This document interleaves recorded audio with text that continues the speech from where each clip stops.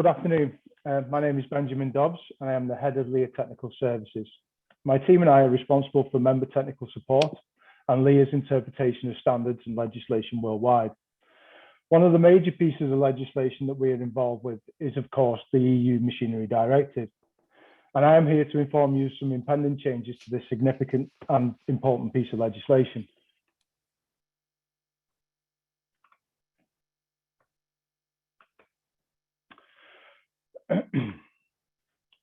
On the 21st of April 2021, the European Commission published its official proposal to revise Machinery Directive, calling it the new Machinery Regulation. Legally, the transition from Machinery Directive to Machinery Regulation is particularly interesting. As a result of this change, the European Directive will no longer need to be transposed into national legislations by all member states. Instead, the Machinery Regulation will soon have a direct effect, which means that it will have exactly the same effect in all EU countries and can be imposed directly. The Machinery Regulation will then be uniform in all member states within the European Union. This is a good thing, as the old Machinery Directive has revealed large regulatory gaps and a lack of standards between member states, leading to different application models between countries in recent years. This new revision therefore arises from the need to standardise health and safety requirements within the European Union to ensure that they are up to date with technological progress, such as artificial intelligence, and up to date with the design, construction, and trade of machinery.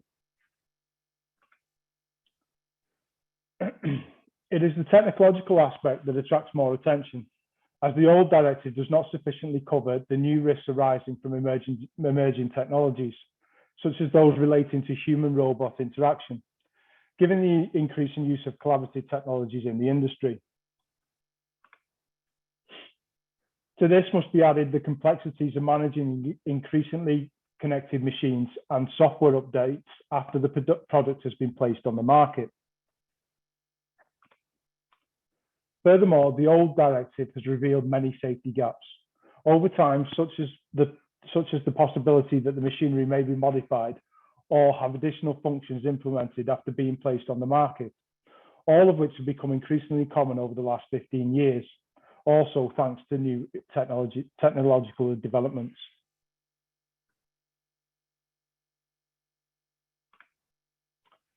In summary, the new machinery regulation has three main additions. The first is ensuring the safe use of artificial intelligence systems in machines. Then to legally clarify some current provisions and standardise the regulations, leaving no room for interpretation. Finally, allowing and encouraging the use of digital formats for accompanying documentation of the machine. The new regulation is to all intents and purposes the new Bible, or a milestone in the world of modern machinery regulations, and therefore very important to the lifting equipment industry. So who is the machinery regulation aimed at? Well, as for the old Machinery Directive, the new regulation applies to manufacturers of all machines, partial or not, safety components, removable mechanical transmission devices, and all lifting accessories such as chains, ropes, and slings, etc. The following slides will help highlight changes to the obligations.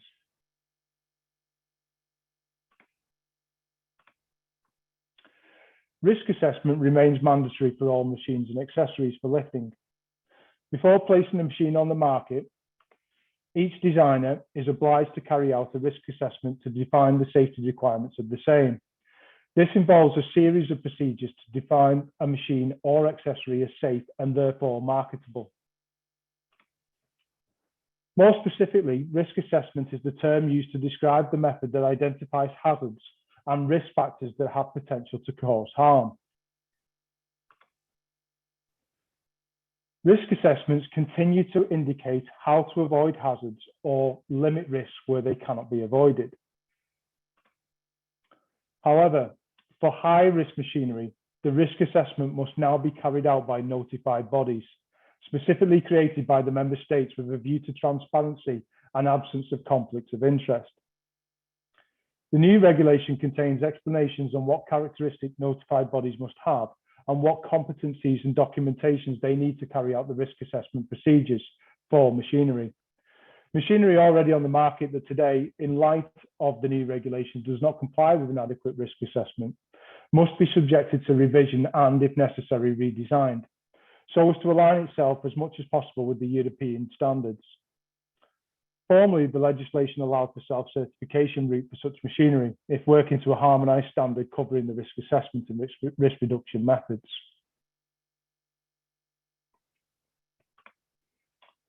So what are the problems are likely as a result of the new mandatory notified body approval?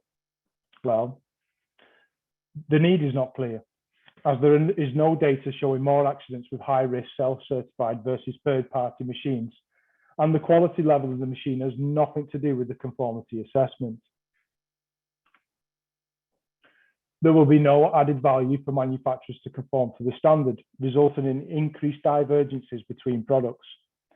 Industry experts will have no market motivation to produce standards, which will result in lower technical quality and decreased market relevance of new standards. Mandatory third-party certification would be a return to the concept of external control, an approach which was popular in the 80s. Since then, European legislation has evolved and in a direction of greater responsibility for the manufacturer. So this would be a step backwards. SMEs want to retain the business choice to self-assess or to use notified bodies according to their business needs and resources. This is because there will be a cost burdens that cannot easily be accommodated for by SMEs. The increased time to market delay would have a detrimental impact, especially for machines produced in series and for seasonal use. To this end, LEEA, as with other stakeholders, are not happy with this proposal, and it is still under much debate. Next, we have the responsibilities of designers and manufacturers. There's not much change here. Manufacturers must always, for each machine, provide a European declaration of conformity and ensure that all components relating to the machine are clearly and comprehensively identified and traceable in the language of the product's country of destination. This declaration consists of a series of documentation certifying the product against the standards required by the legislation. These standards must be met by the manufacturer right from the design and construction phase of the machine. Excuse me. It is always the manufacturer's obligation to ensure that he has carried out the risk assessment activities to guarantee the safety of users of the machine and to record all accidents. Any subsequent change made to a machine already on the market identifies the modifier, as the new manufacturer must in turn comply with all the obligations envisaged.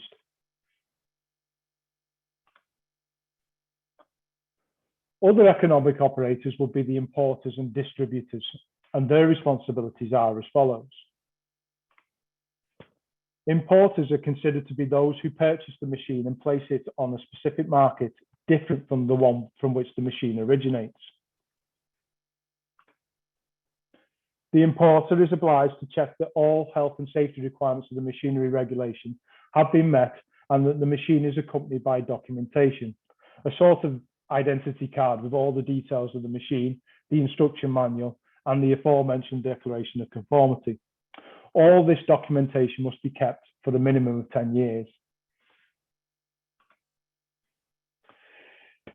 It is also the importer's responsibility to test the machine in case of anomalies or discrepancies by carrying out sample tests, as well as taking notes of any complaints. If a discrepancy with respect to standards and regulations is suspected, it is always up to the importer to take all necessary measures to correct the situation, or they can withdraw the machine from the market. So all in all, not much change to the importer obligations. With respect to distributors, this is where we will see some change. The distributor is the one who will deal with the resale of the machine, as the word itself says. Purchase from the manufacturer or an importer to deliver it to the end user. In the current directive, the roles of the distributor are assumed, but not enforced. This will change. The distributor is obliged to check that the machinery has European certification. They shall check that it is accompanied by all documentation provided by the manufacturer or the importer. In addition, compared to importers and manufacturers, distributors must ensure that the machine storage does not damage or compromise the safety in any way.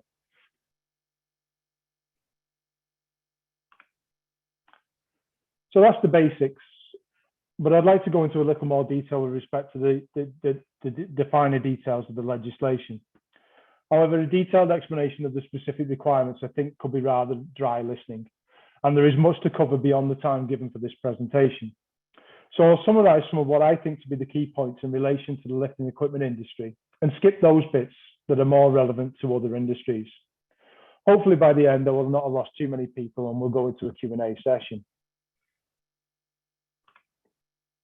So to begin with, the scope of the proposed regulation remains the same, but is clarified by adding the subject matter in Article 1, adapting the wording of the scope and adding a new indent for the definition of machinery that includes assembly missing only the upload of software intended for a specific application. This is to prevent manufacturers classifying them as partially completed machinery. Furthermore, the definition of safety components has also been clarified to include non-physical components such as software. There is a new definition for substantial modification to ensure that machinery placed on the market and or put into service that suffers substantial modifications is in conformity with the essential health and safety requirements of Annex 3. Additionally, the general definitions of the new legislative framework have been inserted. The regulation clarifies also the application of other specific union harmonisation legislation when the risks to be addressed in the machinery are not contemplated in Annex 3. Concerning lifting equipment, there is an exemption on the list of electrical and electronic products regulated by the Low Voltage Directive, as some of those products are progressively incorporating Wi-Fi functions and are therefore covered by Directive 2014/53/EU as radio equipment. Those products should also be excluded from the scope of the regulation. Other than that, already presented with respect to notified body approval, the list of high-risk equipment will be amended to include other equipment, such as those incorporating artificial intelligence.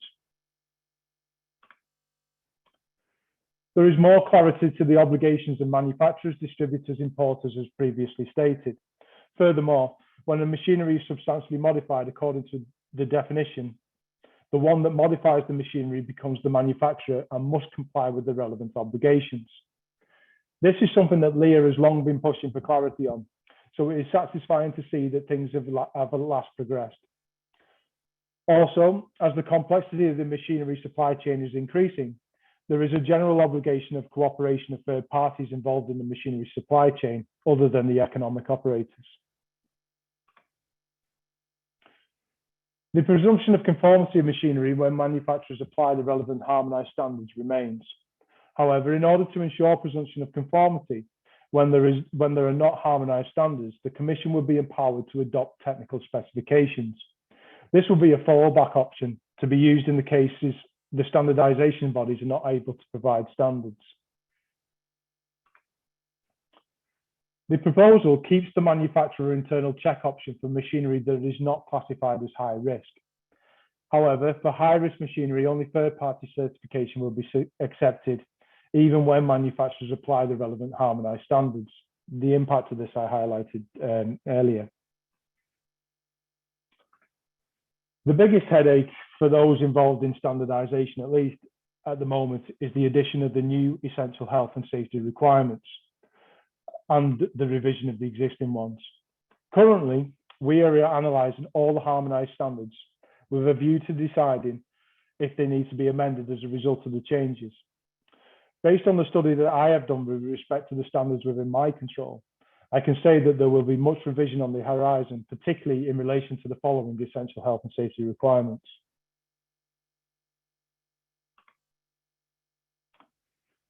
Again, there have been quite a few changes to the essential health and safety requirements, but I'll only highlight those that I believe have an impact on the lifting equipment industry. and the applicable standards for lifting equipment. So, starting with the principles of safety integration, which has been adapted to allow machinery users to test the safety functions of the machinery.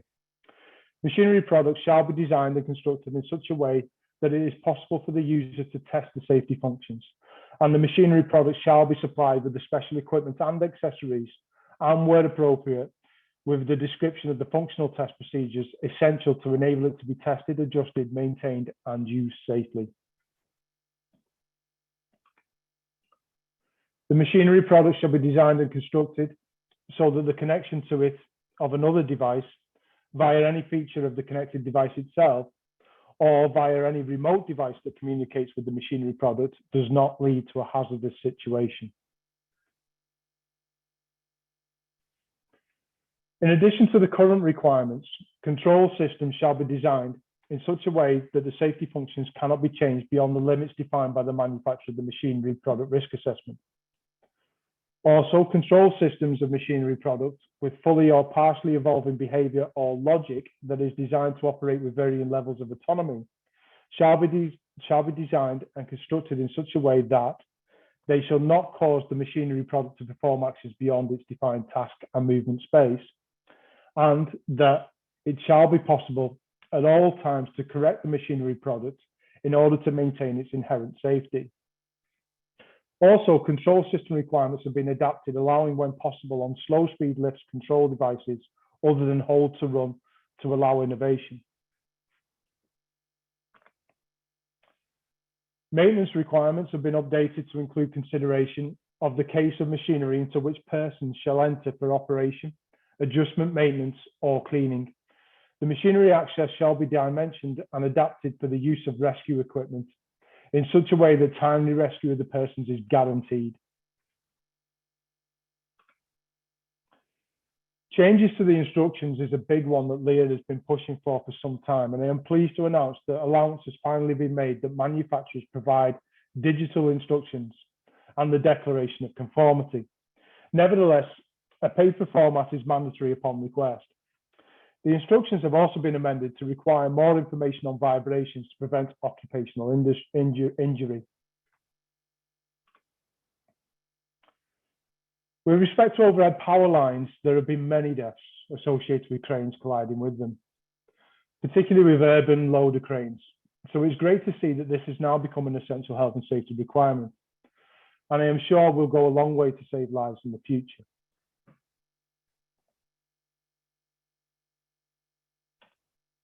So that pretty much concludes the overview of some of the key changes to the impact that they will have on our industry.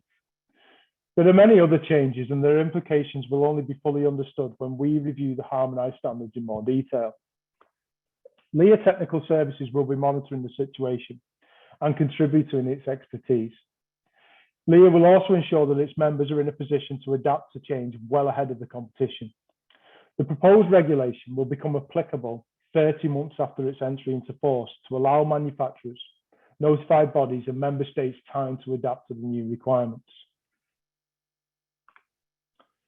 So a big question, I think you'll agree, and one that I've been asked from time to time recently, is how these changes will impact the UK. Well, as far as I'm aware, there is no plan yet to update the Supply of Machinery Safety Regulations 2008. This is foreseen to be a problem as the machinery regulation is being implemented to break down barriers to trade across member states to eliminate conflicting national requirements. Yet, given these changes, the UK will be behind, and the UK legislation will no longer be aligned to the EU legislation. This could possibly mean a barrier to trade or compliance issues with import and export of machinery. However, there is a saving grace, and that lies within the harmonised standards. The UK will remain a member of CEN, which means that we will adopt all of the EN standards where BEIS approve them. This will hopefully mean that through application of the standards, products will be designed such that they meet all of the legislative requirements, both in the UK and the EU, on the presumption of conformity. Irrespective of these changes, rest assured that LEEA Technical Services are working hard on the situation, and we are confident that we are and will be in a position to support our membership through the transition and inevitable changes. Thank you for your time, and I hope that I've managed to put across this subject as simple as possible with such a complicated legislation, and I'll do my best to answer any questions that you may have now. Alternatively, you may want to allow the information to digest, in which case, please feel free to use our member consultation service by writing to us at technicaladvice@leeaint.com. Thank you. Thank you, Ben. That was great. That was lots of information there, lots of details. So I'm sure that's of great value to everybody. And they've all stayed on, by the way. So that was great. We have some questions if you're happy to answer. We've got 3 questions at the moment. So if I move to those. We have a question from Ashley Hall from Crosby. And Ashley asks, does the new regulations remove the need for EC declarations of conformity to be supplied on paper with the goods? Yes, it does. We are going digitally, but that is unless the user asks for them, then it is mandatory for you to give them in paper. There is a little bit of concern about, particularly with the instructions and any safety information, such as which the declaration of conformity is, that there is still a possibility that not everybody is able to access the digital information. So what is happening now is that we can supply it digitally, which is a big step forward, but we must provide some sort of instruction how to access the digital information. And if somebody should ask for it in paper copy, then it is legally mandatory that you must give it to them. Thank you. I hope that answers the question anyway. We have another question here from Marcos Sanz Gomez, who asks, who decides what is a high-risk machinery? There is an annex within the Machinery Directive. It's called Annex 4, and it is a list of high-risk machinery. Now, with respect to lifting equipment, there are currently only 2 items of machinery in the current directive, and that is equipment for lifting people, and it is also for vehicle hoists, whereby somebody will be operating underneath a car, for example, to fix the engine.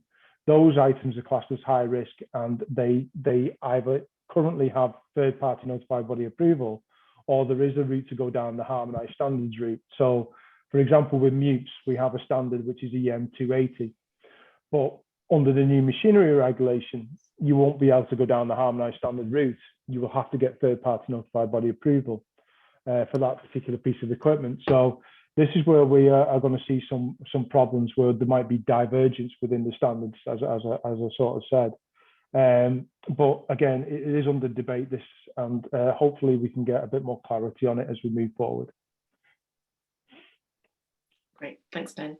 We have another question here from Paul Darby at Rigging Team. And Paul asks, Article 1 of the 2006 42 EC Section 2J details that machinery to move performers is excluded from the directive. Is this the same with the new regulation? I've received no information with respect to that changing, so I can only say at this stage, I think it will remain the same, yes. Great, okay. We have another question from Carl Frost, who asks, can you identify the regulation chapters clauses related to the lifting industry, please? The clauses relating to the lifting equipment industry.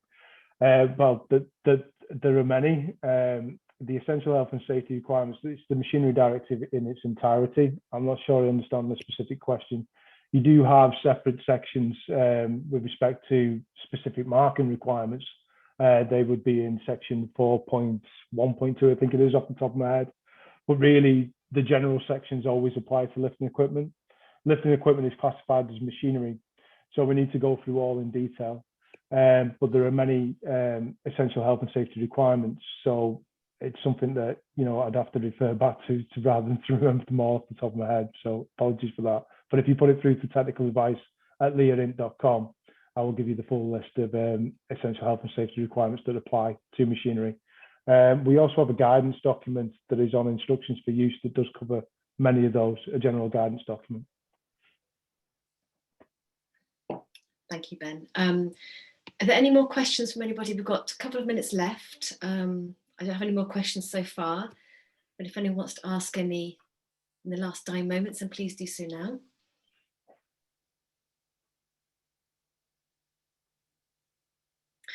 Tony Burris asks, can you please just summarise the dates and timelines for enforcement? The dates and timeline is not clear.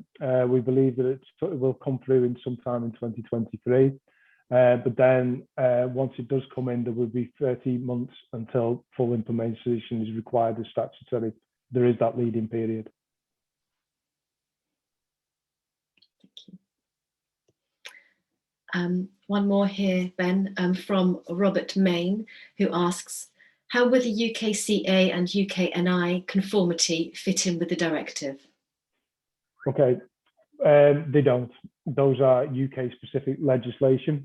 For the products that are on the Northern Ireland market, you would still use the EC Declaration of Conformity. It's only if the third-party approval has been done by a UK body that you would use the UKNI.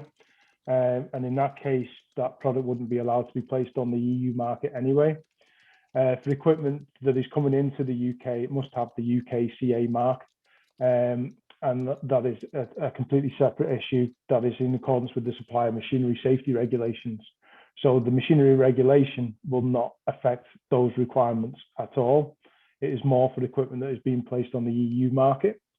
As I did say, though, the problem we've got is that there could be conformity issues. So any product coming from the EU and being placed on the UK market might not meet the supplier machinery safety regulations due to the changes that are being made.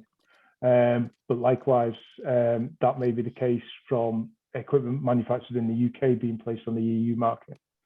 So really, we need to fully address the changes completely, and we need to make certain that our members are fully aware of the different requirements in the legislation in order so that they can trade between both the UK and the EU. And LEEA Technical Services will be doing that. But we'll also be updating all of the standards. So like I said, it is hopeful that just by applying the standard that you'll meet both requirements. Thanks, Ben. Ben, are you happy to answer one more question before we finish? Agostino Jorge, I think that's your name, sorry for the bad pronunciation. What are the possibilities of European directives to be used in other continents? What are the possibilities of, sorry, LEEA? What are the possibilities of European directives be used in other continents? Outside of the EU, there will obviously be national legislative requirements. What we do find is that the European Machinery Directive is pretty intense in terms of being a very high level of safety. So countries that don't have legislative requirements that are similar would be well advised to adopt similar requirements, because we consider it to be the highest benchmark of safety worldwide from all legal aspects that we've seen. But it does not have a legal status outside of the EU, and therefore it must be used to complement perhaps any national specific legislation that applies in any country that you're placing products on the market. Great, thanks, Ben. We've just run over time now, so I think we'll leave it there for today. But any other questions that come through, we'll make sure we answer post-event. And as Ben said, if you can email to Tech and Advice, then we'll be happy to get back to you as soon as possible. And as mentioned, you'll be sent an email after the event with a link to the recording and also to the slides. So once again, thank you very much, and we look forward to seeing you next time. Thank you. Bye-bye. Thank you.